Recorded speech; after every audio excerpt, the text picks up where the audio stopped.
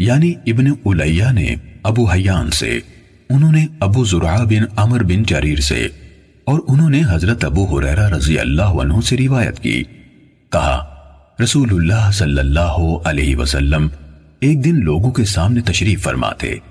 ایک آدمی آپ صلی اللہ علیہ وسلم کے پاس آیا اور پوچھا، اے اللہ کے رسول، ایمان کیا ہے؟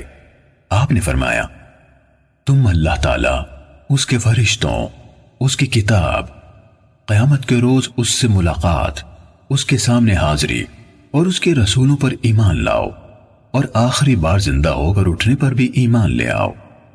اس نے کہا، اے اللہ کے رسول، اسلام کیا ہے؟ آپ نے فرمایا، اسلام یہ ہے کہ اللہ تعالیٰ کی عبادت کرو، اس کے ساتھ کسی چیز کو شریک نہ ٹھہراؤ، لکھی یعنی فرض کی گئی نمازوں کی پابندی کرو، فرض کی گئی زکوٰۃ ادا کرو، اور رمضان کے روزے رکھو۔ اس نے کہا، اے اللہ کے رسول، احسان کیا ہے؟ آپ صلی اللہ علیہ وسلم نے فرمایا، اللہ تعالیٰ کی عبادت اس طرح کرو گویا تم اسے دیکھ رہے ہو، اور اگر تم اسے نہیں دیکھ رہے ہو تو وہ یقیناً تمہیں دیکھ رہا ہے۔ اس نے کہا، اے اللہ کے رسول، قیامت کب قائم ہوگی؟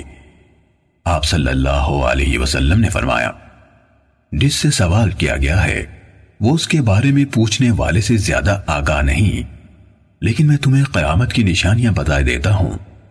جب لونڈی اپنا مالک جنے گی تو یہ اس کی نشانیوں میں سے ہے، اور جب ننگے بدن اور ننگے پاؤں والے لوگوں کے سردار بن جائیں گے تو یہ اس کی نشانیوں میں سے ہے، اور جب بھیڑ بکریاں چرانے والے اونچی اونچی عمارتیں بنانے میں ایک دوسرے سے مقابلہ کریں گے تو یہ اس کی علامات میں سے ہے۔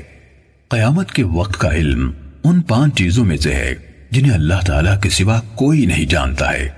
پھر آپ صلی اللہ علیہ وسلم نے یہ آیت پڑھی، بے شک اللہ تعالیٰ ہی کے پاس قیامت کا علم ہے، وہی بارش برساتا ہے، اور وہی جانتا ہے کہ ارحام یعنی ماؤں کے پیٹوں میں کیا ہے۔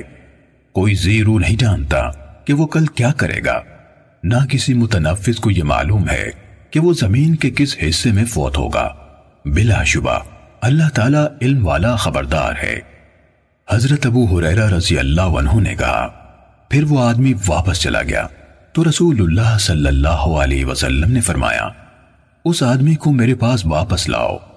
صحابہ کرام رضی اللہ عنہم اسے واپس لانے کے لیے بھاگ دوڑ کرنے لگے تو انہیں کچھ نظر نہ آیا۔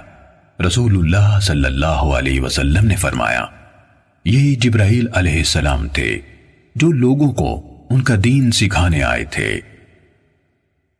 صحیح مسلم حدیث نمبر 97۔